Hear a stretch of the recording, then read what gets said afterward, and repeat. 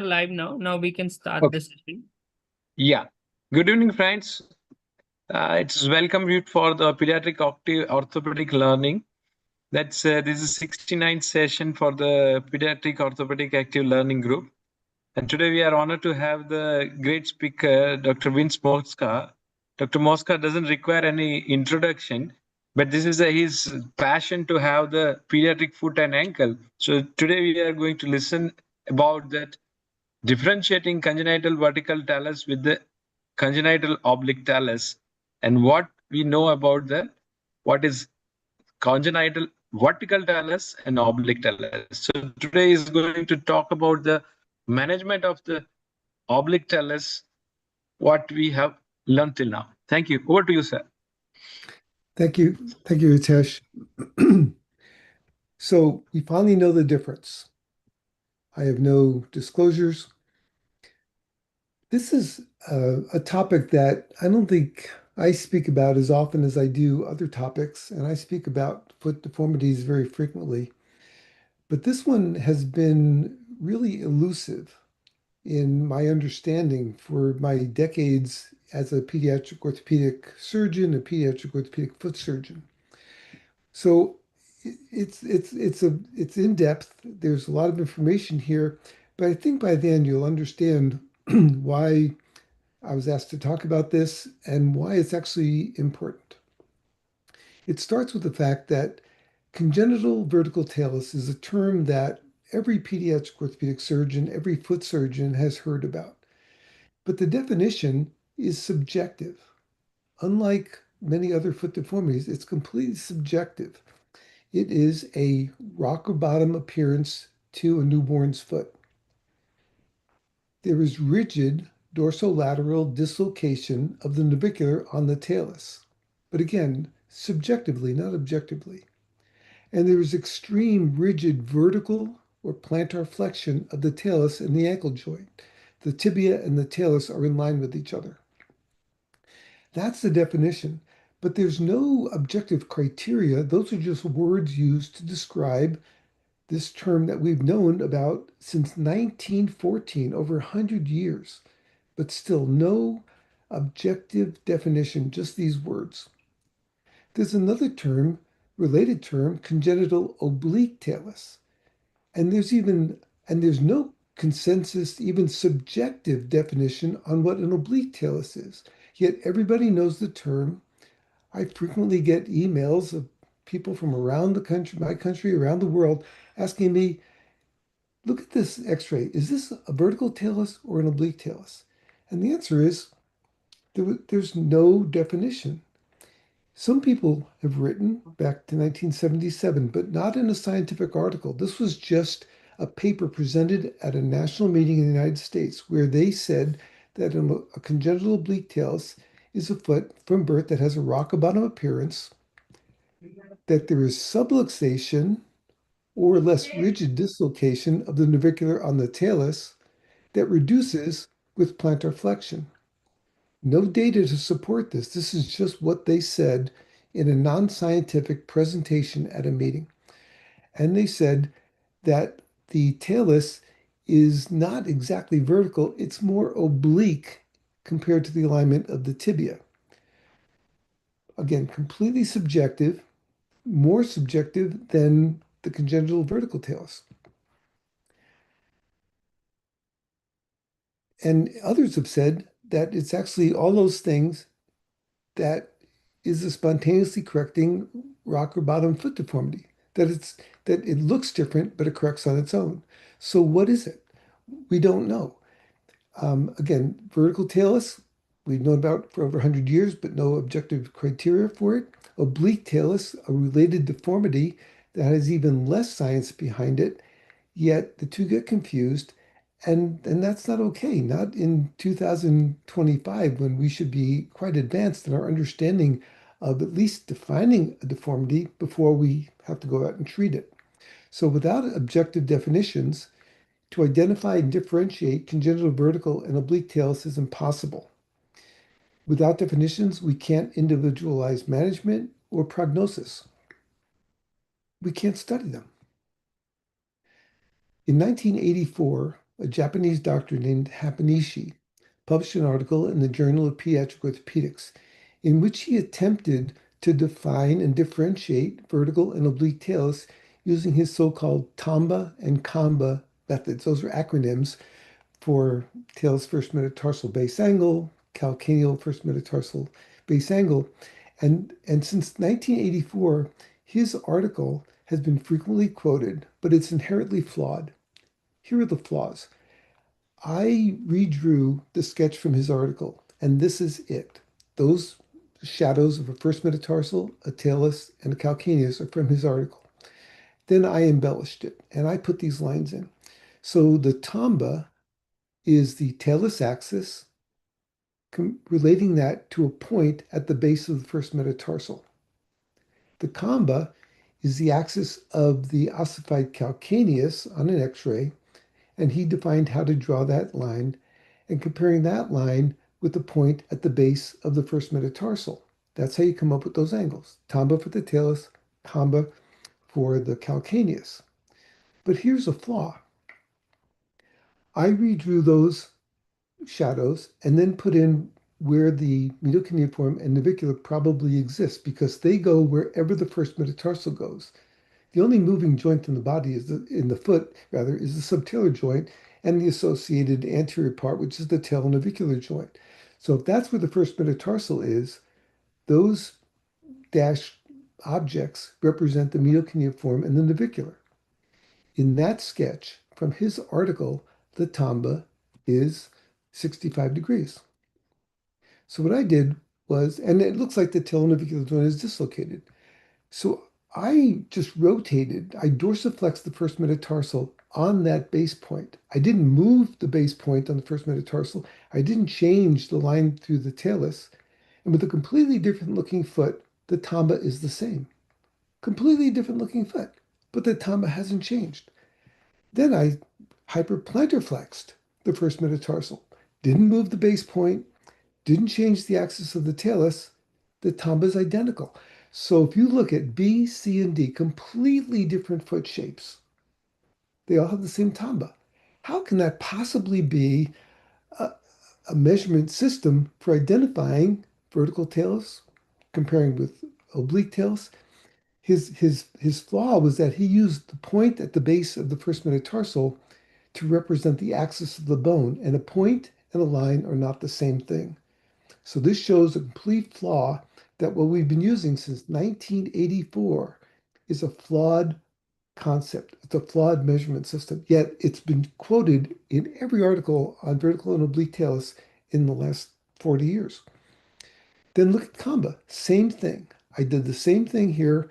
All I did was rotate the first metatarsal on the base point, Hamanishi's base point, and the Kamba doesn't change whatsoever, even though the foot shape changes completely based on rotation of the first metatarsal. His system is flawed. It has to be called out as such and no longer used. The other flaw with this system is that the ossification center of the talus increases. When babies are born, the ossification center is small in relationship to the outer cartilage anlage of the bone. In this same sketch from his article that I embellished, the black talus is the cartilage anlage, and I drew 3 different size ossification centers compared with the true shape of the cartilage bone. Well, based on age, if the ossification center is small, the Tamba will be small just because of the ossification center, not because of where the axis is or the base point, but just by having a relatively smaller ossification center, the Tamba is smaller. And as the ossification center increases, without changing anything about the relationships of the bones, the Tamba increases. So it's unreliable. It depends on how big the ossification center is in relationship to the true size of the bone. So this is just another example of why Hamanishi and all the articles based on using Hamanishi's measurement system are completely flawed. In the early 1990s, I developed a modified Cora method to define and assess foot deformities. And I'm just going to make this smaller here. and I call it the foot chora. And it can be used to more accurately and objectively characterize or define foot deformities and to help ensure that that the deformities are corrected at the site or sites of deformity, if at all possible.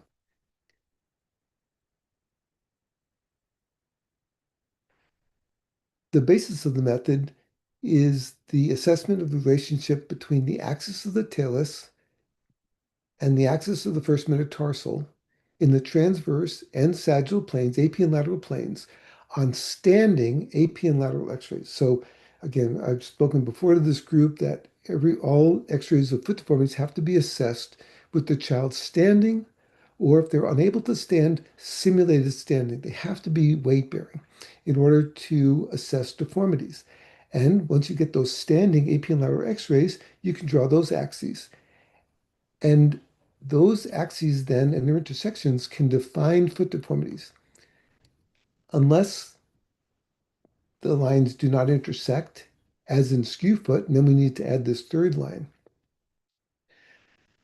Like the chora in the long bones, the foot chora is the site of the deformity, but in contrast to the chora, it's not necessarily where it's corrected. I think I passed one slide. Yeah. So the foot chora is an offspring of the chora method that you've all learned about for assessing angular deformities within bones. The chora method that Dror Paley and John Herzenberg developed in the mid-80s, we know how to draw the lines through the different parts of the bone, measure the angles, and identify where the deformities are. There's a varus deformity of the midshaft of the femur there. There's a valgus deformity of the metaphysis of the femur. And on the tibia, on the left limb, there's a bowing deformity, and the site of deformity, the chora, is where shown by the arrow. So this chora method is used to assess sites of angular deformities within bones, and that's where you should correct the deformities. The problem is that in the foot, most of the deformities are not within a bone, they're between bones. And in infant foot x-rays, there's very little ossification of the centers, almost no bones in the midfoot are ossified. So for those reasons, I had to change the chora for the long bone deformities into a modified chora that I call the foot chora. And by using those axes, the axis of the talus and the axis of the first metatarsal, I was able to define many foot deformities. Here's an example. This is a flat foot, and the axis of the talus and the axis of the first metatarsal intersect in the head of the talus on the AP and the lateral. That's the foot chora. By knowing that's the radiographic definition of valgus eversion of the hindfoot, we know that we can correct it with the calcaneal lengthening osteotomy, and the foot lines up. Using the foot chora for a varus inversion of the hindfoot, the foot chora, axis of the talus, intersects with the axis of the first metatarsal and the talus in the head of the talus, but adducted, that is a varus hindfoot. Metatarsus adductus is a foot chora in the medial cuneiform. That's where we correct the deformity. And cavus, not cavovarus, varus we saw before, but cavus on the standing lateral x-ray, the foot chora, axis of the talus, and axis of the first metatarsal intersect in the medial cuneiform. That's the site of deformity, and we correct that with the medial cuneiform plantar-based opening wedge osteotomy. And for a skew foot, this is where the talus and first metatarsal lines do not intersect. We add the third line, and we see that a skew foot has two choras. So this is wonderful. This system, the foot chora system, is able to reliably diagnose, define foot deformities radiographically. So the foot chora should be used preoperatively, intraoperatively, and postoperatively for the most objective evaluation of foot deformities and malformations. But it doesn't work for congenital vertical talus and other rock bottom foot deformities. And again, I developed this foot chora method in the early 1990s, and it wasn't until 2023, 2 years ago that I woke up early one morning and figured out why it didn't work for vertical talus. But using those lines on a standing or simulated standing x-rays of a child's rocker bottom foot, I was not able to differentiate or define the deformities as I was for every other named foot deformity. So in 2023, when I realized how I had to modify the foot cora to make it work for vertical talus, I got in touch with my very good friends in India, Dhiren Ganjwala and Hitesh Shah. I knew that Dr. Shah had recently written an article on vertical talus deformities and that he therefore had a lot of x-rays. So I talked to both of them, and Hitesh agreed to provide 62 infant x-rays. So in his center, he and his colleagues saw a consecutive series of babies with rocker bottom foot deformities. And he sent them off for maximum dorsiflexion and maximum plantar flexion lateral x-rays. All infants, consecutive series. Clinically, they were rocker bottom. Clinically, they were vertical talus, I guess, but they were rocker bottom foot deformities, and they all received maximum dorsiflexion and maximum plantar flexion lateral x-rays. 62 infants whose x-rays we had access to, and most of them were unilateral, so we looked not only at those x-rays, but also the dorsiflexion and plantar flexion lateral x-rays of 9 normal contralateral feet. And here's what we looked at. We looked at the dorsiflexion lateral tibiotalar angle, which means the relationship between the talus and the tibia on attempted dorsiflexion. And there you can see that the foot's being dorsiflexed, but the talus is vertically aligned with the tibia. I guess you would call that a vertical talus. We also looked at the plantar flexion lateral Neeraj angle, and here you can see that angle. The talus is vertical, the first metatarsal, and by association, the navicular are dorsally angulated and translated. That angle, that foot is being plantar flexed, and the axis of the first metatarsal is nowhere near the axis of the talus. So that's a dorsally dislocated, angulated navicular. And we also looked at the foot cora.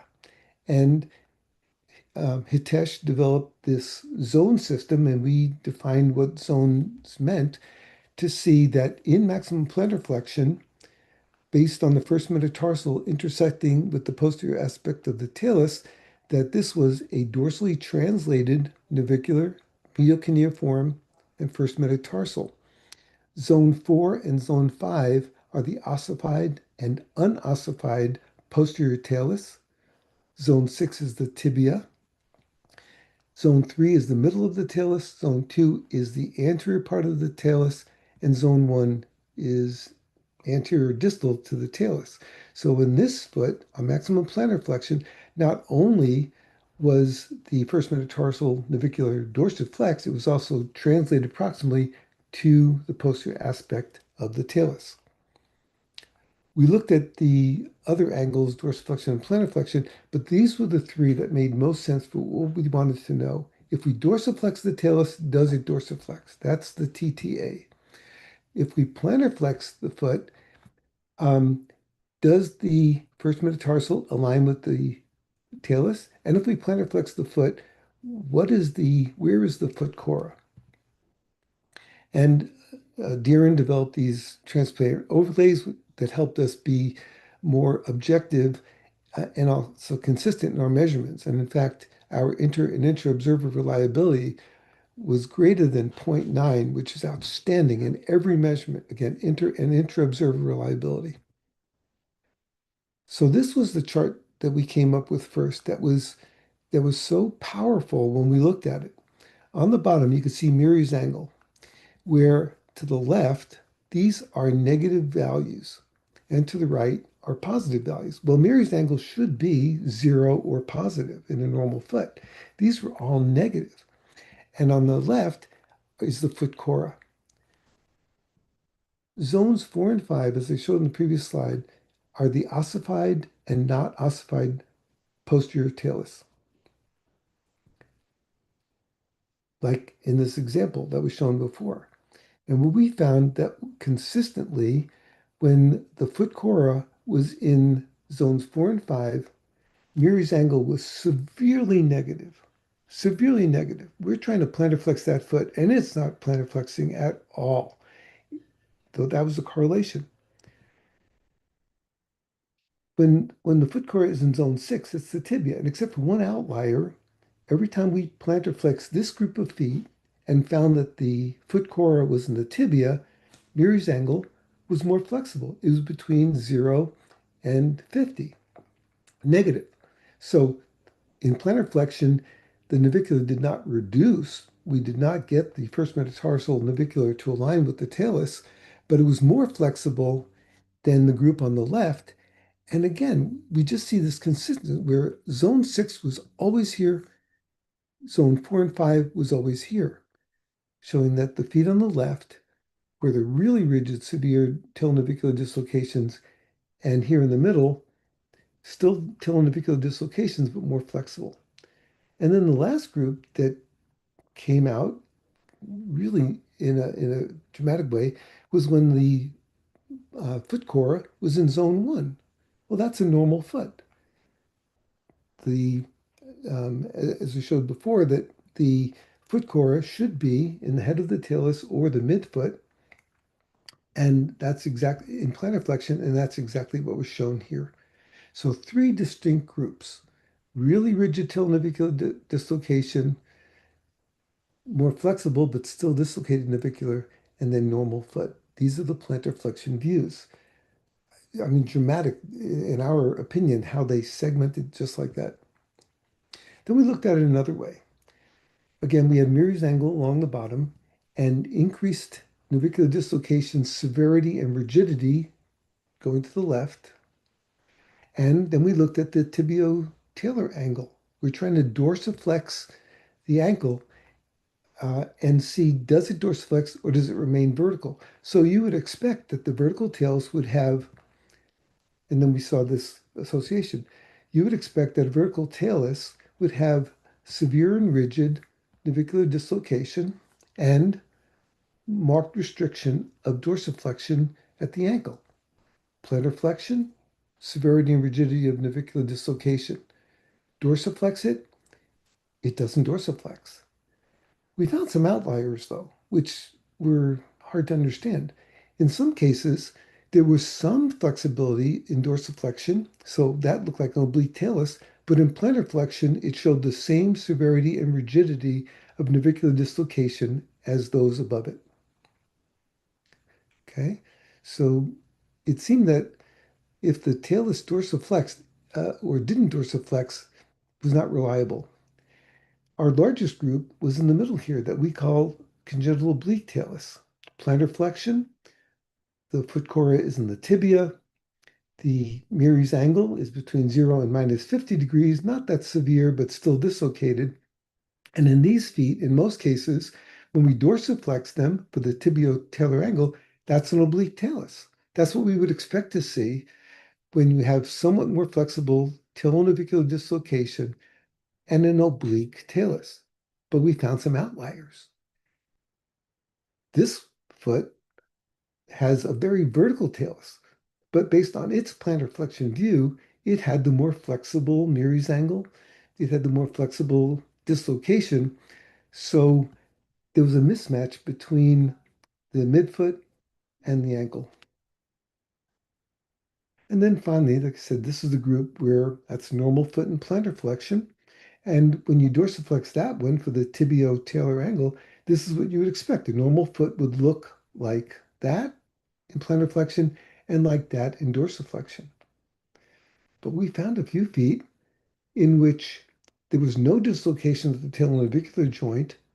The AP looked just like the AP below, but when we dorsiflexed it, the talus did not dorsiflex all the way, looking almost like an oblique alignment of the talus, but without abnormality at the talonavicular joint. So that, in fact, is a congenital flexible flat foot with tight tendo Achilles.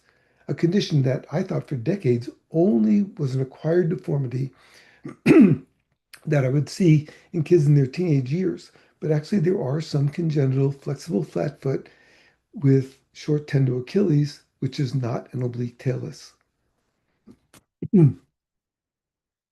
So why does this all matter? Excuse me. All rock bottom feet that we identify, regardless of how we understood their x-rays, if it's a rock bottom foot, we use the reverse Ponseti or Dobbs method to cast them into inversion to try to align the dislocated talonavicular joint.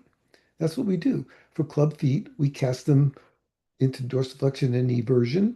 Rock bottom feet, we cast them into inversion. We try to use our casting to align the talonavicular joint.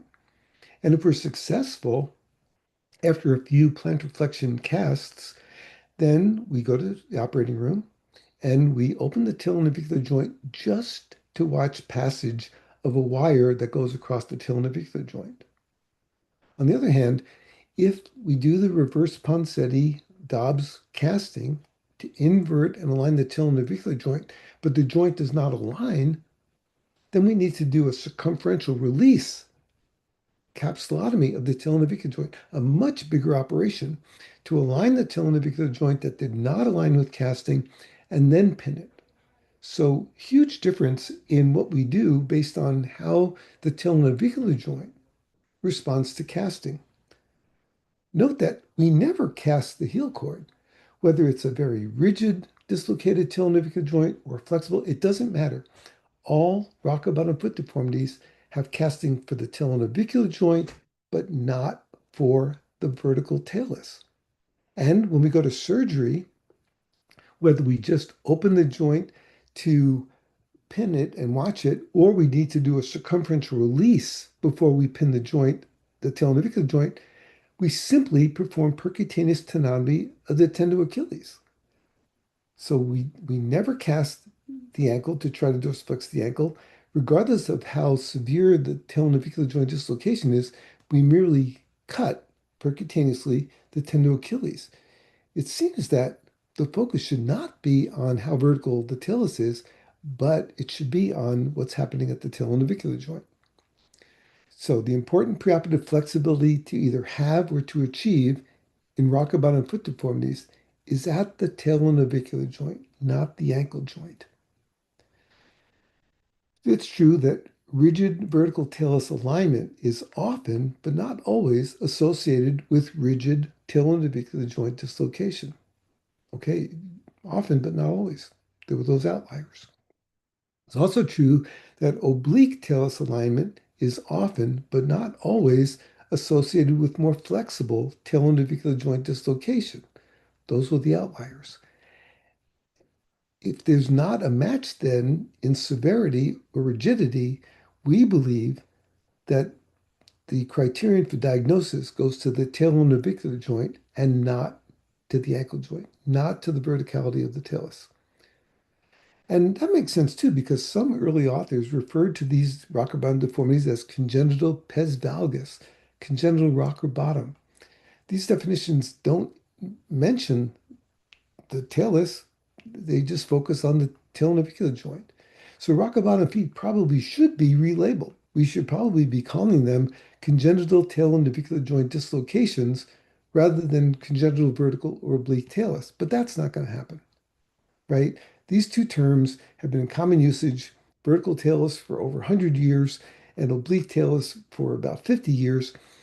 Although undefined, they're in common usage. And I cannot see, even with better definitions and understanding of the pathology, I don't see these terms ever going to go away. They're just not accurate. So we believe that when differentiating congenital vertical talus and oblique talus, that the severity and rigidity of the navicular dislocation is more important than the vertical or oblique position of the talus. And unlike clubfoot classification, which is linear, so for club feet, we have a line of deformity from mild and flexible to really severe and rigid. But it's a linear classification, and no matter whether you're talking about Pirani's classification or Dimiglio, it's a linear classification from mild flexible to severe rigid. Rock bottom foot deformities, though, as I've shown as from our study, are not linear. They chunk out. There's rigid and severe, less rigid, less severe, and then normal or normal plus a tight Achilles tendon. That's a big difference between clubfoot and rock bottom foot deformities. In our study, using only the two plantar flexion measurements, which means plantar flexion Meary's angle and the foot chora, we were able to accurately diagnose 100% of what we call vertical talus, 100% of what we call congenital oblique talus, and 100% of the normal feet. The only diagnosis that we could not completely diagnose with the two plantar flexion measurements was flexible flat foot with short tendo Achilles, and that required looking at the dorsiflexion tibio-talar angle. So, and that makes sense. That normal foot and flexible flat foot with short tendo Achilles, you need to know, does the talus dorsiflex? But for all the vertical and oblique talus deformities, we could identify them accurately with the plantar flexion Meary's angle and the plantar flexion foot chora. And that's what we published in JBJS. The study started in 2023. Within exactly a year, it was published, and it's really pretty powerful because it's something that, after decades of subjective definitions, there are finally objective definitions, which are vertical talus is severe and rigid dislocation at the talonavicular joint, identified by the plantar flexion measurements, even if there's some flexibility or verticality of the oblique talus. And an oblique talus is defined by the decreased severity and increased flexibility at the dislocated talonavicular joint, even if there's a very rigid vertical talus. The verticality of the talus is a false idol. The terms are misnomers, but they're not going to change. We just have to have this new definition in our mind when we say vertical talus. It's not really about the talus, it's about the talonavicular joint. Having this better understanding of oblique talus helps us too. If you remember back in the second slide, I said that some people felt that it was a mild form of vertical talus, but others thought oblique talus was actually a spontaneously correcting deformity. It looked bad but got better on its own. Well, we know that's not true. So valgus eversion deformities of the hindfoot have a spectrum. At one end is flexible flat foot, which we know from a lot of research, lots of flexible flat feet. It's a normal foot shape, rarely causes pain. Don't worry about it. At the other end of the valgus eversion, and again, these are all different etiologies, but the other end of valgus eversion is vertical talus. And if that's untreated, we know it causes pain and disability, an untreated congenital vertical talus. So flexible flat foot is normal. Flexible flat foot with short tendo Achilles, we know often causes pain. Of the several hundred flat foot deformities that I operated on with my operation, I always lengthened a contracted Achilles tendon because it was the tight Achilles tendon or gastrocnemius alone that led to pain in otherwise normal flexible flat feet. Flexible flat feet are normal. Flexible flat foot with short tendo Achilles often causes pain. Untreated congenital vertical talus always causes pain. So, by definition, congenital oblique talus, now defined, must cause pain. We have to treat it. We can't ignore it as some have felt in the past. In our series, and this was Hitesh Shah's consecutive series of children with rocker bottom foot deformities identified in his center. They looked like rocker bottom feet. They went for these x-rays, and it was a consecutive series. And it was a large series, 62. That's a pretty good number. In our series, based on our definitions, based on our very clear and reliable data, a little over 19% were the rigid what we call vertical talus. 74% of them were the more flexible that we call oblique talus. And 6.5% were identified as flexible flat foot with short tendo Achilles. There is no reason to believe that every study performed on rocker bottom foot deformities that the authors called congenital vertical talus, there's no reason to believe that their patients had the same distribution of rigid, more flexible, and just flexible flat feet with short tendo Achilles. So if someone is going to look at their surgical series or look at their series using the Dobbs method of management of rocker bottom foot deformities, they can't be compared with each other. This was our numbers. But let's say in your practice or in one of the published series, 74% of the feet were the rigid kind.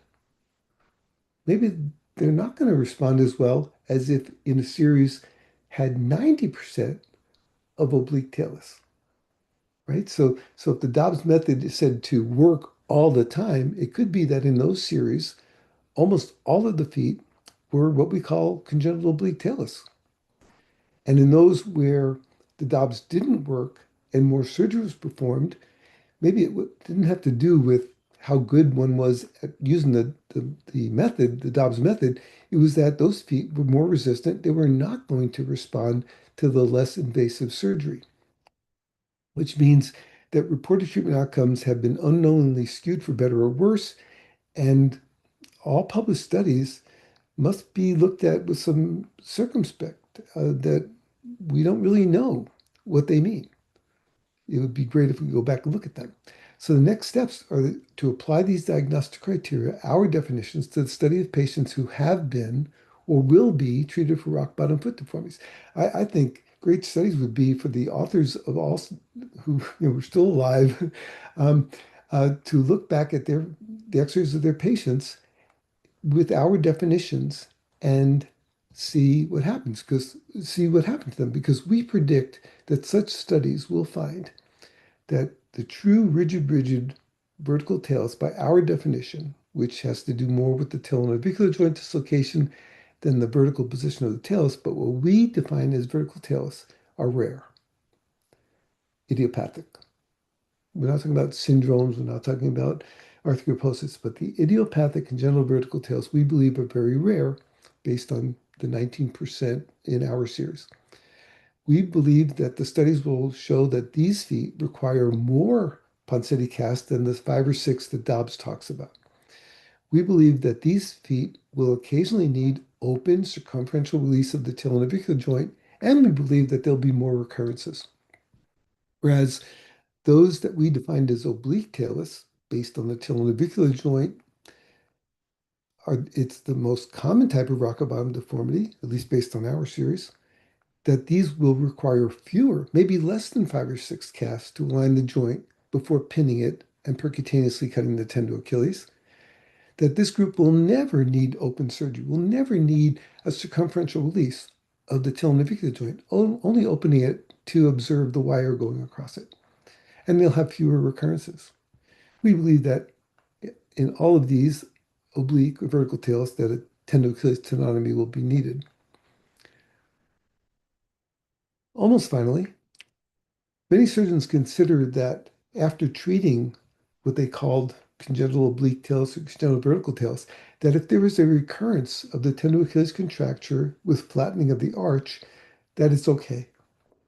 I've heard more doctors at meetings and others saying, oh, I treated the deformity, and even in publications, and then they redeveloped a tight Achilles tendon, they redeveloped a flat foot, and it's okay, I'm going to leave it alone. But that doesn't make any sense. If the natural history of idiopathic flexible flat foot with short tendo Achilles is not good, then why should the natural history of iatrogenic flexible flat foot with short tendo Achilles be any better? And that's basically what this is.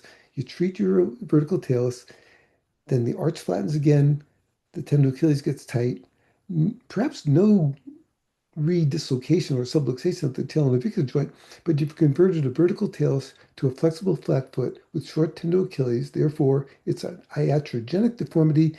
It should have the same poor natural history as the idiopathic flexible flat foot short tendon Achilles, so it needs treatment.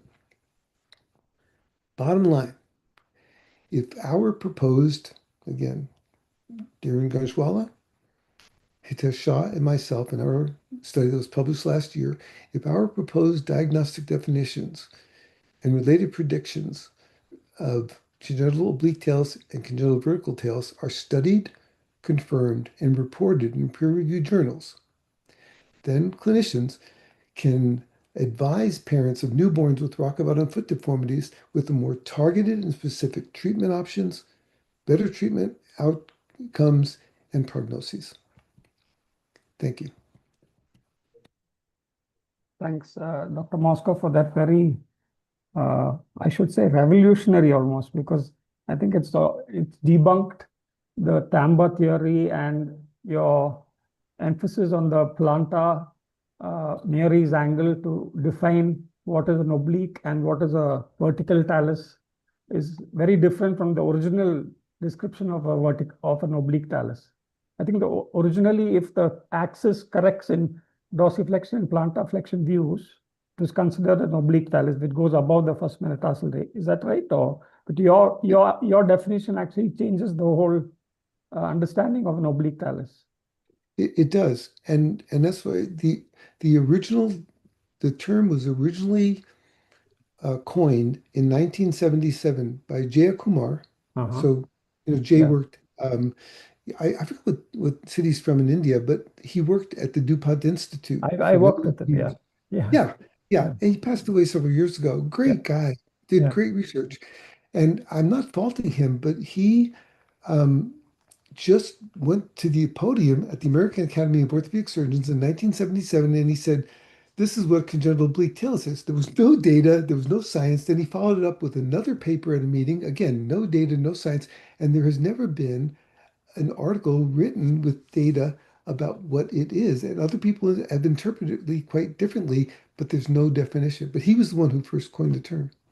Yeah, I worked with him, and I think at that time, I think the measurements and the emphasis on radiographs and all were not that accurate, I think.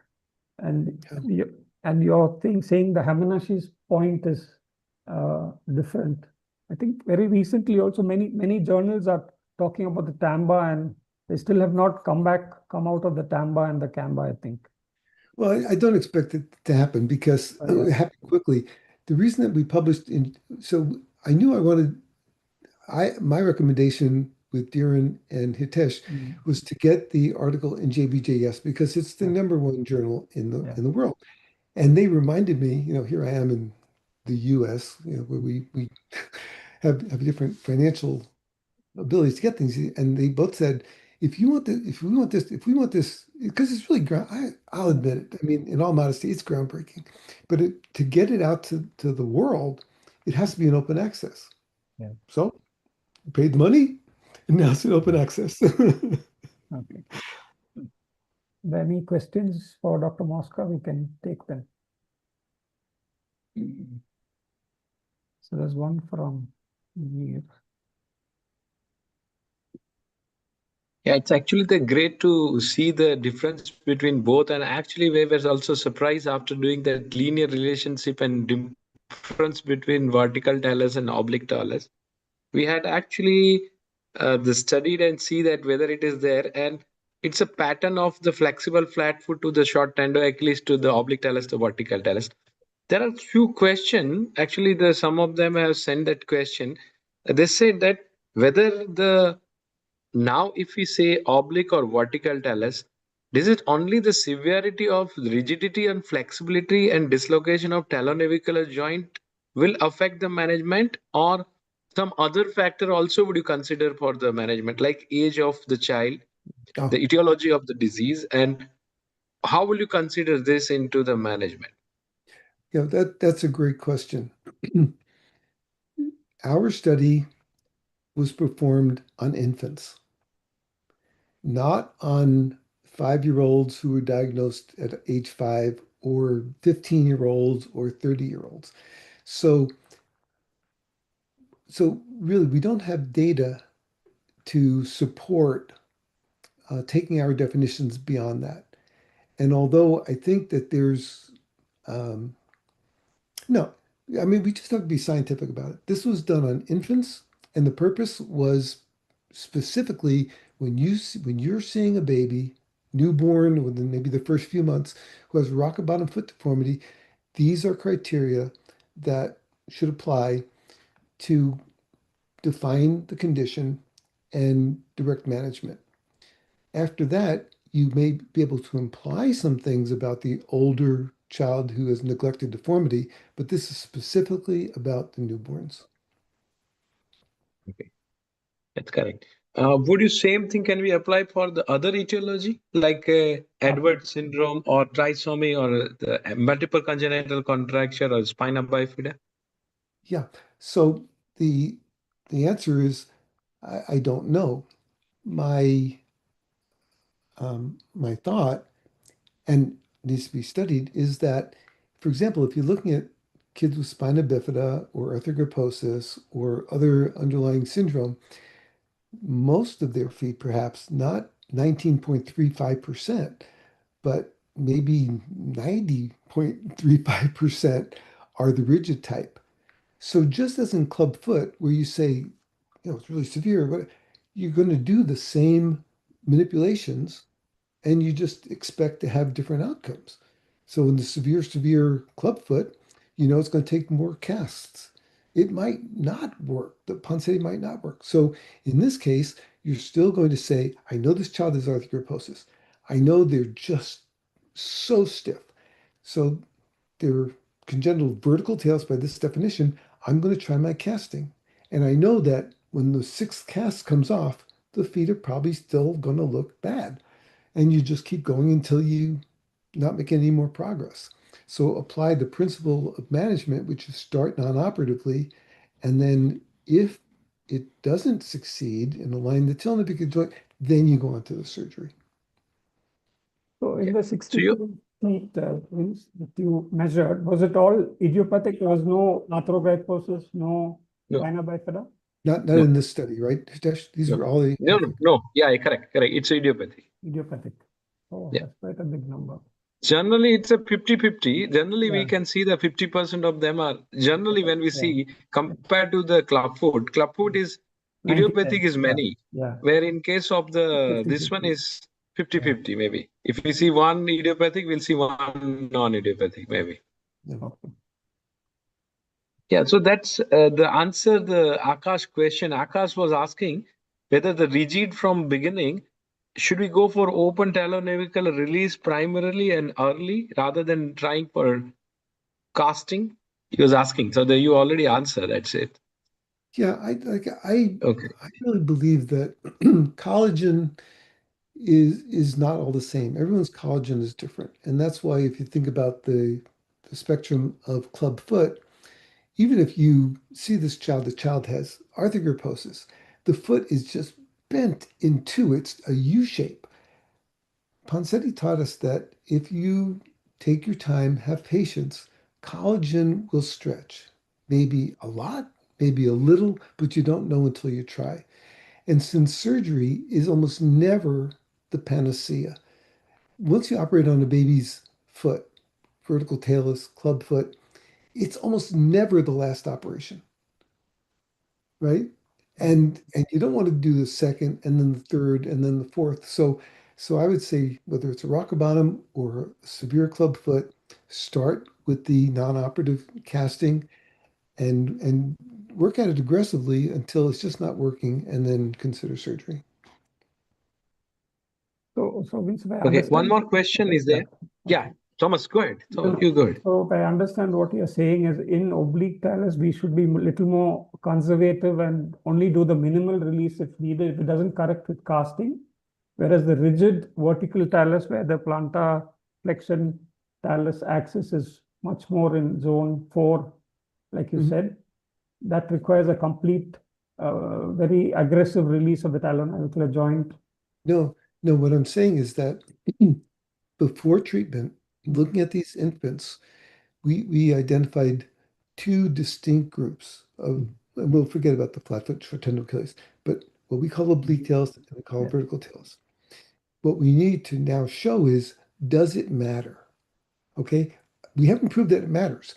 And so why did we publish a classification system if we didn't know the answer? Well, if you look at the Pirani, or if you look at the Demeglio or the Catterall, every other classification system for clubfoot gives a classification based on some criteria. Those articles don't say how using it resulted in outcomes. Those were subsequent articles.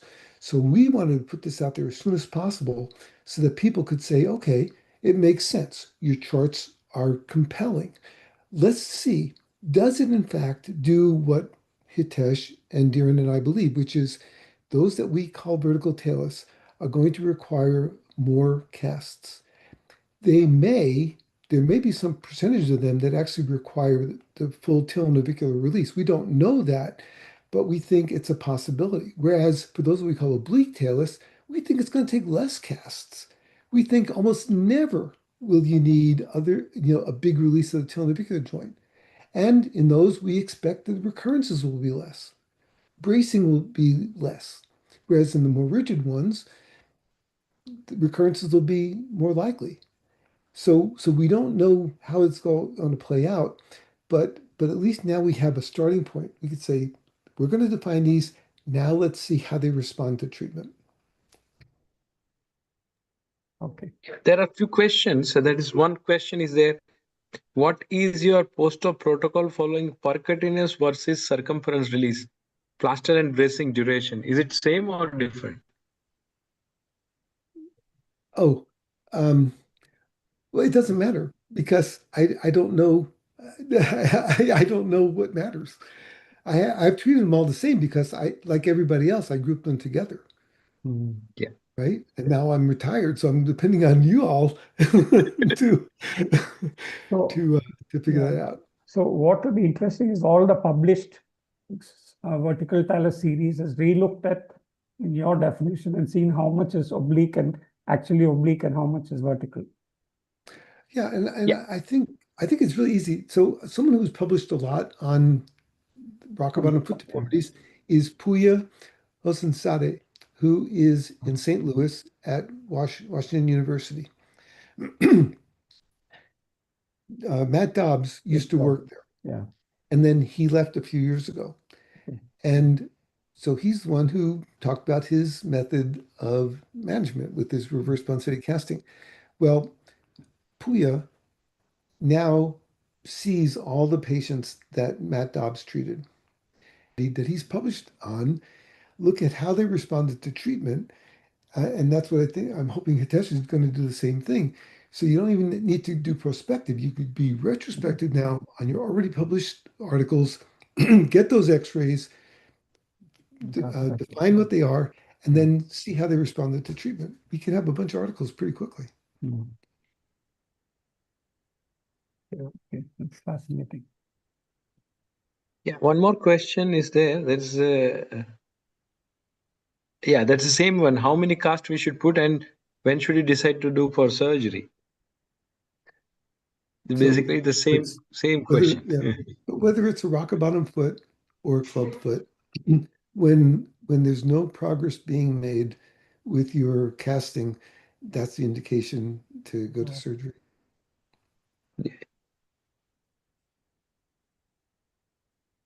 Yeah. I had a question, Dr. Mosca. Would you consider the tibialis anterior transfer in the vertical talus? If it is yes, when did you consider? In spina bifida or neuromuscular?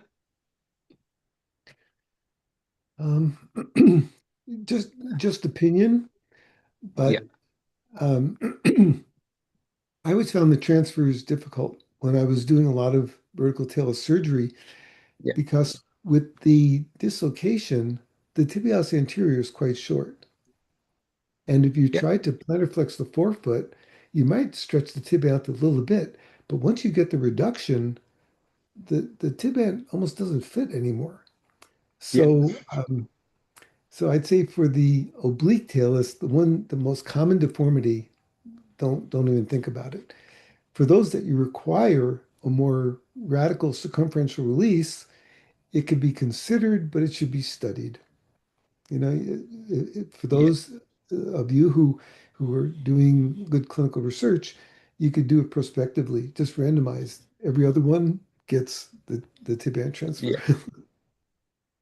There is no clear-cut data or clear-cut indication in the literature for the tibialis anterior transfer. There are all expert opinions, what I realize that. And second is a technical aspect. As you said, I totally agree with that, because as soon as the rocker bottom gets corrected, tibialis anterior is because it is short. So it can't reach to the circumference of the neck and pull it back also. So it's very difficult. Second part is there, if we take out that, it can lead to the weakness on the dorsiflex. It will just pull the talus, not about the forefoot dorsiflexion. Yeah, but that said, I'd say that for the syndromic, for the Yeah, arthrogrypotic feet, it's probably best just to cut it. yeah, Just cut yeah, it that's correct. because it doesn't reach anyway, and they don't have muscle balance anyway. So since they don't have plantar flexion power, if you cut the tibia anterior, you've actually balanced the foot. Okay. One more question. What is the oldest age you have seen? Because we are practicing, all of us practicing India, and I'm sure the Thomas and we all have seen 6 years, 7 years, 8 years with non-treated, even 10 years. Last couple of months, I've seen 10 years and not treated vertical talus. It's pretty difficult. So what is the oldest age Okay, you have seen and treated? so this is something that I have experience with, but no data, but I have a fair amount of experience with it.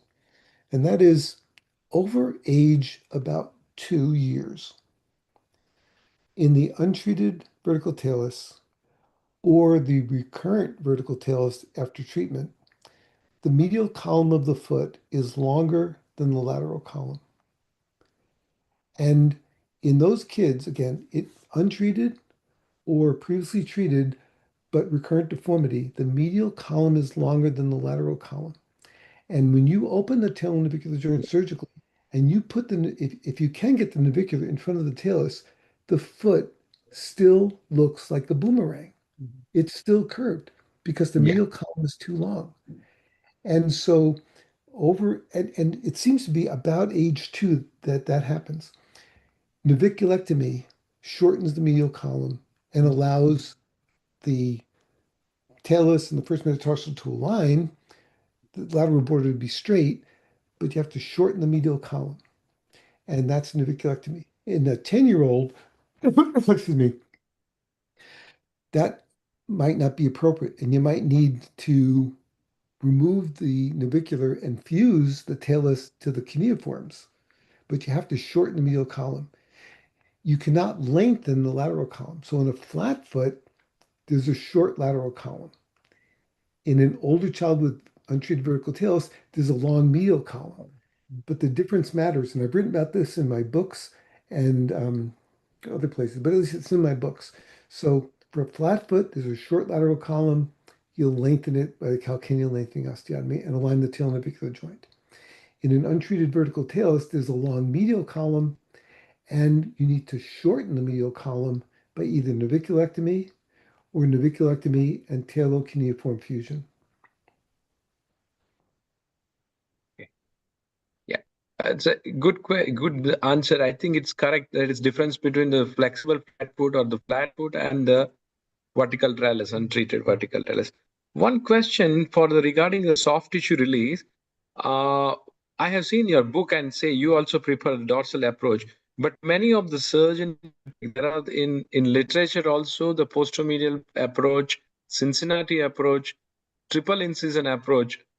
So from beginning, are you doing a dorsal approach or you change in your practice for the soft tissue release? So in the infant under age 2 who had a completely resistant deformity that the casting was not accomplishing much of anything, the dorsal approach creates much less scar tissue and has results that, according to, I think his name was Mazoka, was the original Yeah. author, Soka, and And so they found that it's a shorter operation, has the same very good results, and with less scar tissue.